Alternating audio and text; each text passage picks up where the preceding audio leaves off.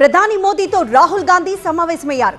కొత్త CBI boss ఎంపికపై రాహుల్తో పాటు సిజేఐ సంజీవ్ ఖన్నా అభిప్రాయాన్ని అడిగి తెలుసుకున్నారు ప్రధాని మోదీ.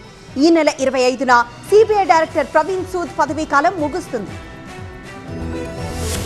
ప్రధాని మోదీతో లోక్సభలో విపక్ష నేత రాహుల్ గాంధీ సమావేశం కావడం ప్రాధాన్యతను సంతరించుకుంది.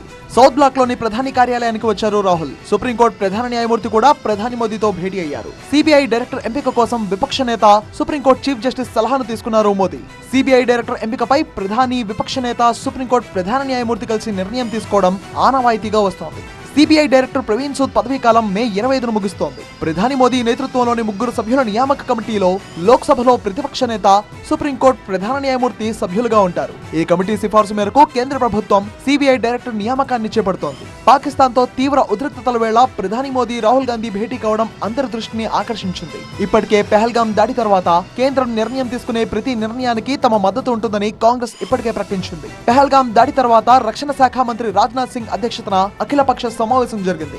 అన్ని పార్టీలు పాకిస్తాన్ కు గట్టి గుణపాఠం చెప్పాలని సూచించాయి. సరైన సమయంలో సరైన రీతిలో పాకిస్తాన్ కు గుణపాఠం చెప్తామని ప్రధాని మోదీ కూడా ఇప్పటికే స్పష్టం చేశారు.